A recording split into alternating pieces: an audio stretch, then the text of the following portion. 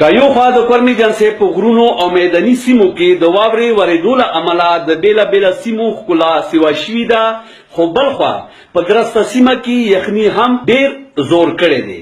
د سړه مخنیوي لپاره خو ځینې بېروزګاره خلک په پیتالي کې ناست د لمر څریکونه خوندونه پورته کوي، خو ولې په کورونو او په حجرو کې هم د سیمې زاړه ځوانان او ماشومان د ګرمو انګیټیو په ګرموالي یخني شاته کوي.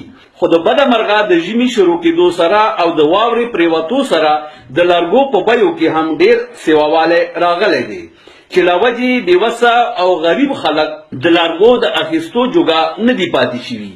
خو بیا هم د انګیټیو جوړونکي د انګیټیو جوړېدو ته دوام ورکړی او د اخیستونکو په انتظار وي. بل خوا د یخنۍ نه بچ کېدو لپاره خلک ګرم کباب هم د خپلې ډوډۍ برخه ګرځوي. خو دا هم ویل کېږي چې په یخنۍ کې د خشک میوې خوړلو نه بغیر د ژمي موسم خوندونه څه پیکه شان وي. خو اوس د دې خوراک د غریب او بېوسه خلکو کار نه، بلکې مالداران د دې خوراک کولی شي.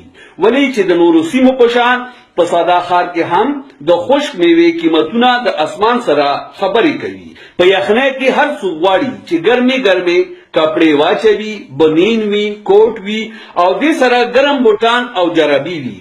خو د ډېرې ګرانۍ له کبله بېوسه خلک د لونډه بازارونو په لور ځي.